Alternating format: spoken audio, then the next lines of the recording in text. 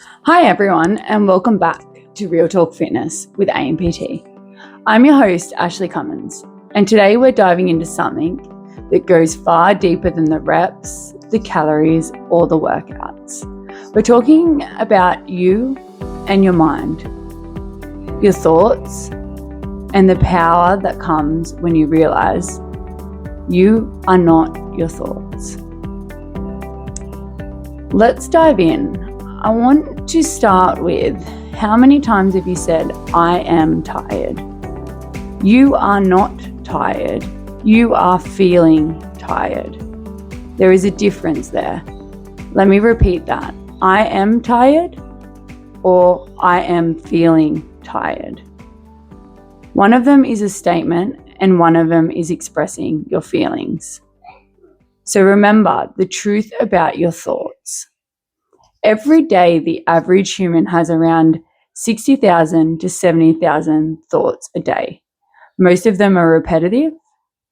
Most of them are negative, and almost all of these thoughts are subconscious, meaning they run on autopilot. We often believe our thoughts are the truth, but here is the real truth. Your thoughts are simply stories your mind has learnt to tell you. They're built from your past experiences, your fears, your conditioning, your environment. They are not you. When you think, I am not good enough, it's not your soul saying that. It's your mind repeating an old program. And if you never stop to challenge that program, it becomes your identity.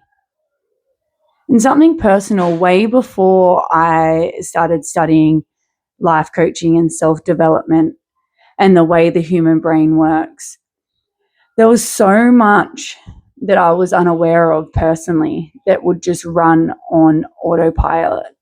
And one of the first things that stuck with me, and something that I think everybody can relate to, is our conscious mind is the captain of a ship. It's the one that tells us, when we wake up in the morning, I'm going to do X, Y, and Z. Our subconscious mind is that crew.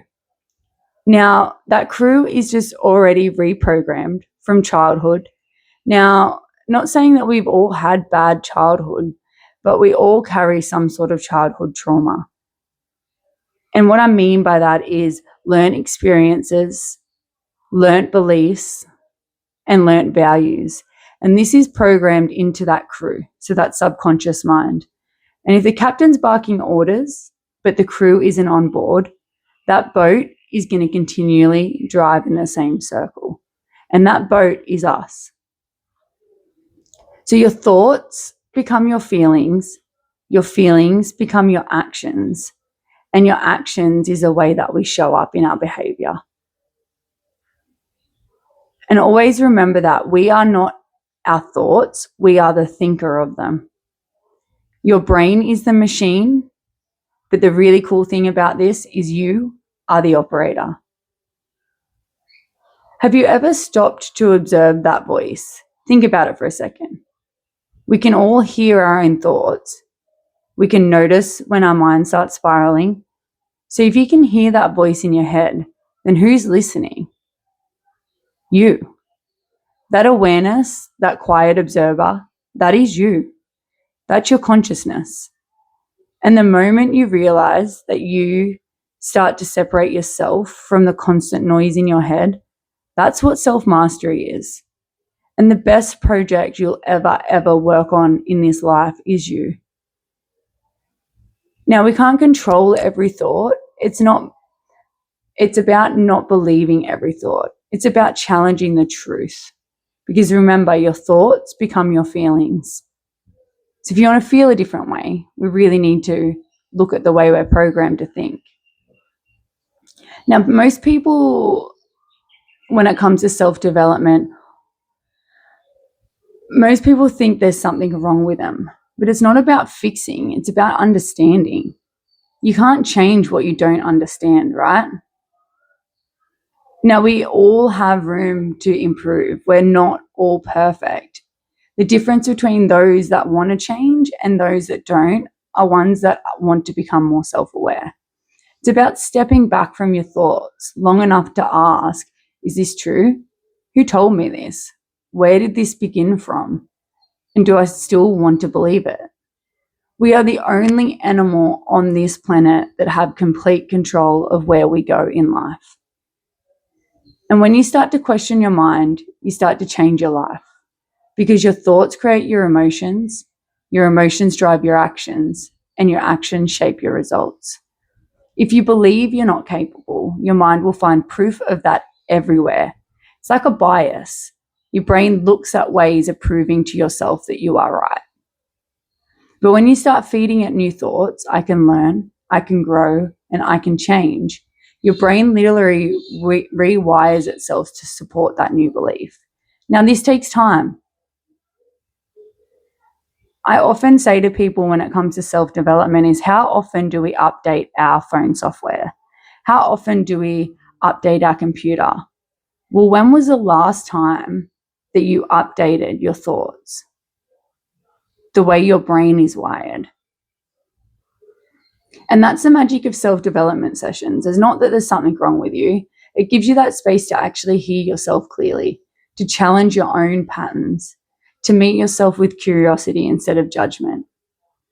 The human mind wasn't designed to always make us happy. It was designed to keep us safe. So it looks for danger, it holds on to pain, and it repeats fear. And that's why if you're not consciously working on yourself, your thoughts, you'll always pull you back to that familiar, even if that familiar feels uncomfortable. You'll never meet a person deeply depressed or lost in life who's consistently working on themselves or progressing.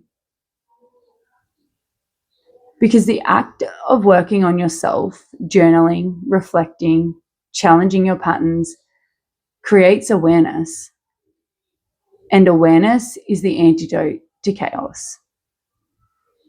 When we learn to sit with our thoughts and not attach to them, you realize they're just clouds passing through the sky. And you're the sky. They're just the weather. So here's a little mirror moment for you to take away from today. What thoughts are you believing that are not yours? What old story is your mind still replaying? And if you could just stop believing it for one day, who could you become?